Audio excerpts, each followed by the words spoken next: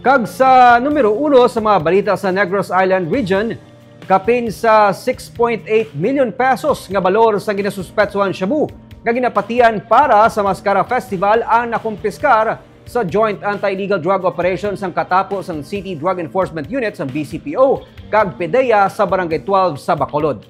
Yari ang report. Nakaputos sa tibag ining mga bulto sa ginapatian shabu nga nagabalor sa 6.8 million pesos nga nakumpeskar sa Joint Bypass Operation sang katapos ang City Drug Enforcement Unit sa BCPO kag Philippine Drug Enforcement Agency sa purok masinadyahon sa Barangay 12 sa Bacolod City sang sinilang nga hapon. Sa mismo balay sang suspect nga ginkilala kay Darrell Dimafiles na recover ang illegal nga droga nga nagabugat sa kapin 1 ka kilo. Ginsiling ni Police Lieutenant Colonel Antonio Benitez Jr. 2 ka bulan nga ilagin surveillance ang illegal nga hilikuton sang suspect nga nakaagi na preso bangod sang kaso may angot man sa illegal nga droga.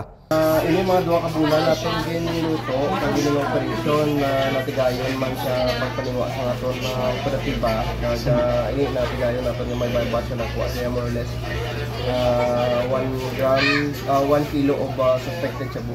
Nagpamalibad magatag sang pahayag ang suspect nga nagatrabaho bilang scatter agent 2023 sang siyang ginpasakan sang kaso nga pagsupak sang Comprehensive Dangerous Drugs Act of 2002 pero na-dismiss ang kaso kag nahilway siya. Nagwa sa pagpangusisa sang kapulisan nga ang supply sang illegal nga droga ang gikan sa Manila kag posible gintala na para sa tuigan nga Mascara Festival sa Bacolod. Intended for Mascara man ni Sir Yapon? Most probably so. Ay halin, damo pa di nga supply since tutibag yapon halin? So this time sir, mula na ang na-monitor na natin sir.